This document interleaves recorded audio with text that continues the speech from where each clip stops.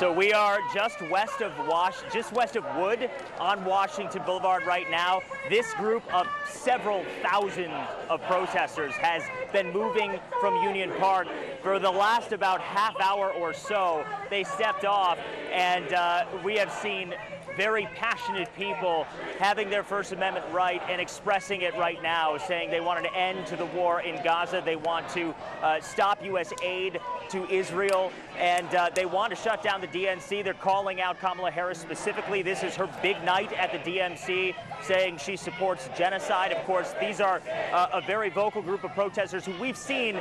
We saw this same group on Monday. They had a permitted protest on Monday, and they do have another one today. So you see a very organized Chicago police response, bike police officers flanking these protesters on one side, and on the south side of Washington, they are flanked by these bike police officers. But as we get a little bit further west on Washington, as they get closer to Park 578, there will be a mass of Chicago police officers, and that's what's to be expected. Yesterday, when there was an unpermitted protest, there were many, many Chicago police officers standing by in riot gear, out of sight, ready if something were to happen. Now, we're being very careful here on the side, trying not to trip over branches and trip over Chicago police officers at the same time, who are here trying to make everything as orderly as possible. I do want to tell you, there are security officers within the protest, similar to those that we saw last night.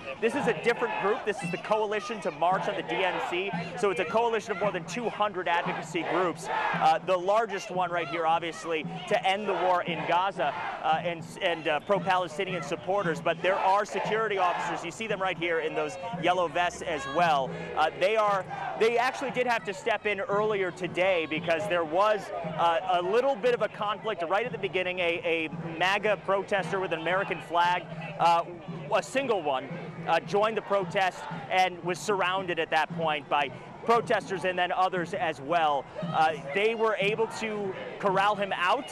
Chicago police actually helped get him out to make sure that everyone was safe, because if there was too much friction at that point, no one wanted real conflict to break out. So we are continuing to watch this. We're about in the middle of the crowd. And George, just turn this around real quick, because I want you to give you a sense here.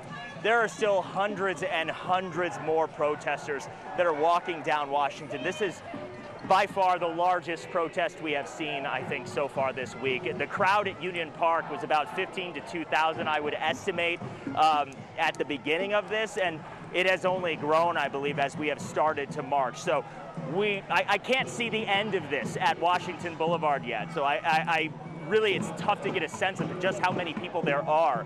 But so far, it has been totally peaceful at this point. We have not seen any real skirmishes. There's been some yelling with those counter-protesters, but I will say we have seen a very peaceful protest, people expressing their First Amendment rights, and we'll see how this goes. They are going to go all the way to 578, Park 578, the slated area where this protest will then gather and rally and then continue along the same path as yesterday, north on Damon, and then east on Lake back to Union Park.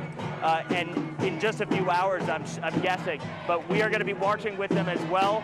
And I'll send it back to you in the studio right now. A very peaceful, loud, passionate protest here on the streets of Chicago. Watch breaking news on YouTube. Subscribe to ABC7 Chicago Eyewitness News.